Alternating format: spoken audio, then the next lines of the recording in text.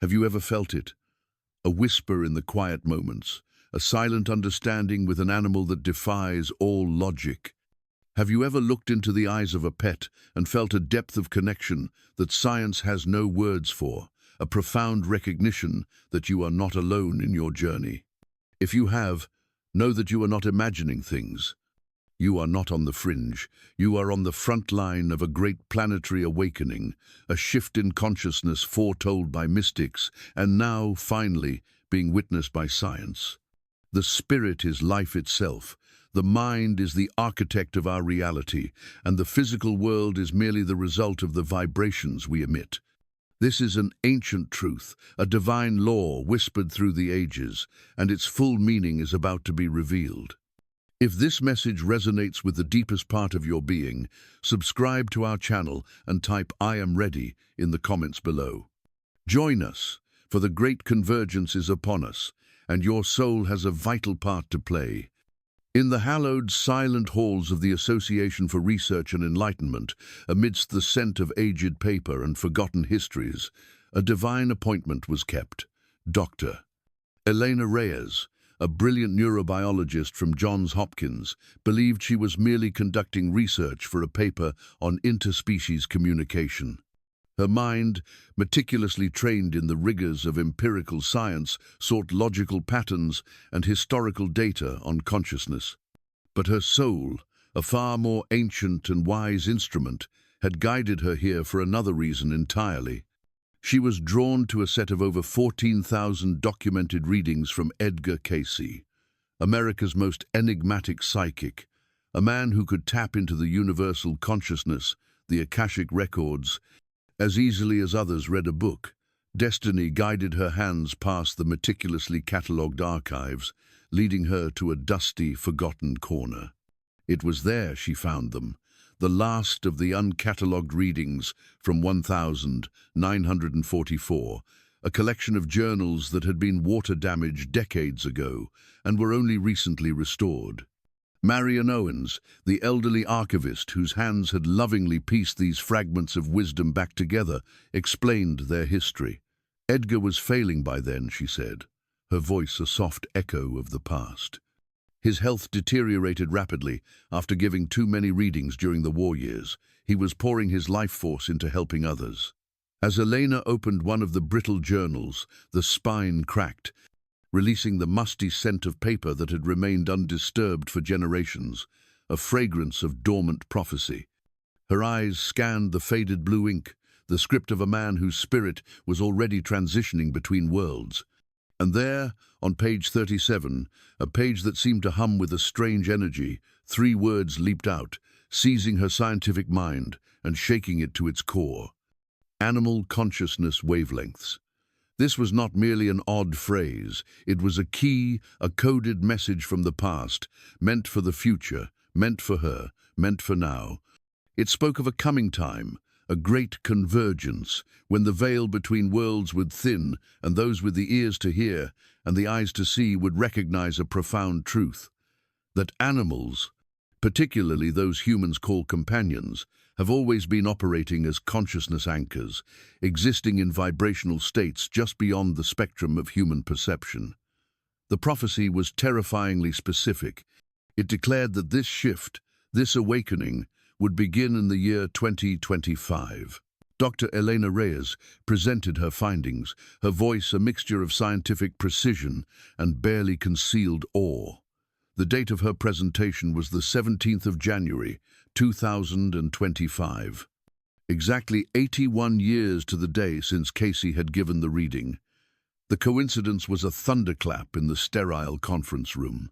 Edgar Cayce predicted that in 2025, this very year, humans would begin to detect consciousness wavelengths in animals that were previously imperceptible, she stated, her words hanging in the air. Her mentor, the esteemed Dr. Marcus Way, leaned forward, his face a mask of patronizing concern. "Elena," he began, his tone gentle but dismissive, "you're one of our most promising researchers, but this," he gestured to her slide, which displayed Cayce's handwritten prophecy, This is mysticism, not science. We deal in facts, not psychic predictions. The words were a familiar wall, the cold logic of a world that had forgotten how to listen to its own heart. Elena felt a pang of doubt, the old conditioning of her profession, warring with the undeniable truth, vibrating in her bones. Was she losing her mind? But she was not alone. From the back of the room, another voice emerged, quiet yet firm. It was Dr. James Chin, a quantum physicist whose work often danced on the very edge of what was considered possible. "I'm not asking you to believe Cayce was psychic," Elena countered, her voice regaining its strength as she found an unexpected ally. "I'm suggesting that perhaps he observed something about animal behavior, a quantum phenomenon that science is only now equipped to measure." James approached, his eyes holding a light of deep understanding. "I'd like to hear more," he said quietly. "My mother was a great believer in Cayce, and more importantly," he lowered his voice, "I've been recording similar anomalies in my cat's brain activity." The word hung in the air, anomalies. Delta wave formations that, according to everything they knew about mammalian neurology, shouldn't exist in canine or feline brains. And yet, Elena's lab had documented them in 87% of their test subjects. These weren't just random spikes, they were organized, complex, and eerily intelligent. "Meet me at Riverside Park at 7, James whispered, a clandestine invitation. "And bring your dog." That evening, as the city lights began to twinkle, Elena walked her German shepherd Luna through the park. The dog moved with an unusual alertness, her ears pricked forward, her entire being humming with anticipation. James sat on a bench, a cat carrier beside him. The scene felt absurd. Two of the world's most respected scientists meeting in secret to discuss mystical prophecies and pet brainwaves. But as James opened the carrier, the absurdity dissolved into awe. A sleek Siamese cat, whom James introduced as Einstein, emerged without hesitation. Instead of the usual hissing or fearful retreat, Einstein walked directly to Luna. The two animals sat facing each other, completely still, their gazes locked in a silent, profound communion. It was a moment of perfect peace, a communication that transcended species, a language of pure frequency. James opened his laptop, showing Elena the live neural activity from a small device on Einstein's collar. As Luna and Einstein continued their silent exchange, the wavelength patterns on the screen transformed, morphing from chaotic spikes into complex, symmetrical formations, a beautiful, sacred geometry of light and sound. "Those patterns," James breathed, "they resemble human gamma waves during deep meditation, but they're more complex, more organized." This was the proof Elena needed. The science and the spirit were not at odds. They were two sides of the same divine coin. The revelation deepened. James showed her emails on his phone, a global network of correspondence. A neuroscientist in Tokyo, a veterinary behaviorist in Cape Town, a cognitive psychologist in Buenos Aires, they were all documenting the same phenomena, a sudden, inexplicable shift in animal behavior and brain activity. And it had all begun, with chilling precision, on or around the 1st of January, 2025, exactly as Cayce had predicted. "There's more," James said, his eyes alight with a fire Elena recognized as the thrill of true discovery. "We've been invited to a gathering. Scientists, veterinarians, animal behaviorists, all the people who've observed these changes. It's happening next week in New Mexico, at the home of Dr. Hannah Miles." Elena gasped. "The Hannah Miles? The billionaire tech pioneer who disappeared from public life years ago?" James nodded. "The very same. She's been privately funding research into animal consciousness for decades." The private plane banked over the dramatic red landscape of northern New Mexico.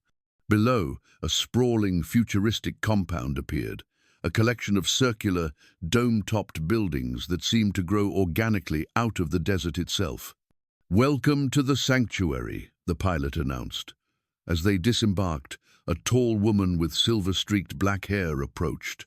Despite being in her 70s, Hannah Miles moved with the energy of someone decades younger, her piercing blue eyes radiating a formidable intelligence and a profound peace.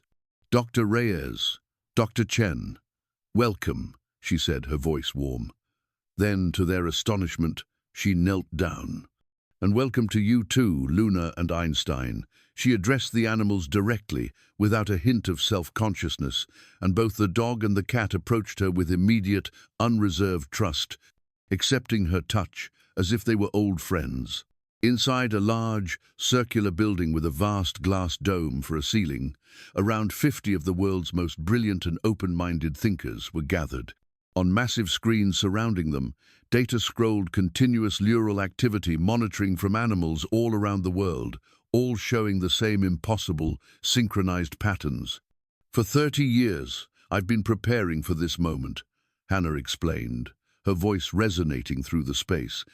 "Since 1995, when I first read Cayce's animal consciousness prophecy in the original, undamaged journals." Elena stopped in her tracks. "You knew about the prophecy before I found it?" Hannah nodded. "I've dedicated my life to it. The technology fortune was just a means to an end, funding the research most scientists wouldn't dare touch. But I knew we needed conventional scientists like you, people with credibility in the academic world, when the time came." James, watching Einstein calmly greet the other cats in the room, asked the question that burned in all their minds. "What exactly is happening?" "The convergence Cayce predicted," Hannah replied. "A shift in the electromagnetic field of the planet that's allowing animal consciousness to be perceived by humans for the first time. But it's not just about perception, it's about connection. The animals are trying to show us something vital, something they've always known." A sense of profound foreboding washed over Elena. "What is it?" Hannah's gaze grew solemn. "There's a reason they're connecting with us now, a warning. The consciousness field that sustains all life on Earth is becoming unstable. The animals have always known this was coming. They've been preparing for generations." Elena's scientific mind raced. "Unstable how?" Hannah's answer was a chilling whisper. "The field requires balance between taking and giving, between consumption and regeneration. Humanity has been drawing from the field without replenishing it, creating a deficit that's reaching critical levels. And the consequences? Ecological collapse is just the physical manifestation. The true collapse is happening at the consciousness level. Species extinction isn't just the loss of biodiversity, it's the unraveling of the field itself." The pieces clicked into place for Elena. "So the animals, they're trying to save us. By connecting with human consciousness, they're attempting to stabilize the field. They're offering us a lifeline."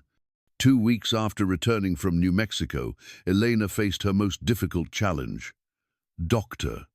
Marcus Way, her mentor, sat across from her in his office, his expression a mixture of concern and deep disappointment. "Electromagnetic consciousness fields? Psychic predictions?" He shook his head. "Elena, do you have any idea what this sounds like?" Before she could answer, he asked a strange question. "Your cat, Sadie. Where's Sadie?" The question was so unexpected, it threw her. "My cat? What does she have to do with this?" "You've had her for what, 12 years since she was a kitten?" 11 years, he corrected himself, his own voice trailing off. The grief was still a raw wound.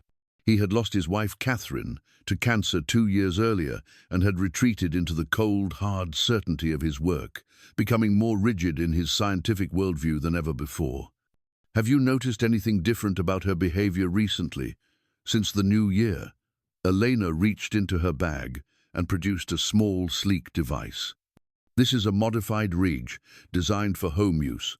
Just place it near where Sadie sleeps and review the data yourself." 6 days later, Elena's phone rang at 2 a.m. It was Marcus. "You need to come over," he said, his voice shaking. "Now." 30 minutes later, Elena and Luna arrived at his home. He opened the door immediately, looking like he hadn't slept in days. There, sitting calmly on his desk, was Sadie, an elderly calico cat. Her eyes were fixed on a computer screen, displaying brainwave patterns that mirrored the complex, gamma-like waves from the sanctuary. "She woke me up 2 hours ago," Marcus stammered, kept pawing at my face until I followed her in here. His scientific composure had crumbled. "Look at these readings. They're identical to the patterns Catherine showed during meditation." Luna, rather than being her usual boisterous self, walked directly to Sadie. The cat, instead of fleeing, touched her nose to the dogs in a gentle greeting. Marcus watched, transfixed. Catherine always said Sadie understood more than I realized. I thought it was just sentiment. For the first time since his wife's death, Marcus wept. And as the tears flowed, Sadie moved to his lap, placing a single paw on his chest, directly over his heart. On the monitor, both their brainwave patterns shifted into perfect, harmonious synchronization. "They're trying to heal us," Elena said softly, "to reconnect us to each other and to everything else." 3 months later, Elena stood at a podium in Stockholm, addressing the global conference on interspecies consciousness. The gathering had drawn scientists, spiritual leaders, indigenous knowledge keepers, and government representatives from 173 countries. Luna sat calmly beside her on the stage, a living testament to the new relationship emerging between humans and animals. "The data is undeniable," Elena concluded. The 20th of March synchronization event created measurable changes in global electromagnetic patterns. Human-animal relationships are being transformed in ways that cross all cultural and geographical boundaries. But beyond the data, something more profound is happening. We are remembering what it means to be fully conscious participants in the living system of our planet. The animals have been waiting patiently for us to wake up. From the audience, an indigenous elder stood. "Our traditions have always taught that consciousness flows through all living things. We have waited generations for Western science to catch up to this understanding." The animal consciousness that Edgar Cayce had glimpsed in 1944 hadn't changed. Humanity's ability to perceive it had. And in that perception lay the seeds of planetary healing, a new beginning forged not in apocalypse, but in a quiet, profound, and universal awakening. We have never been alone. We have never been separate. We have always been part of something greater. Today, with the help of our animal companions, we are finally remembering how to perceive the consciousness we share with all living beings.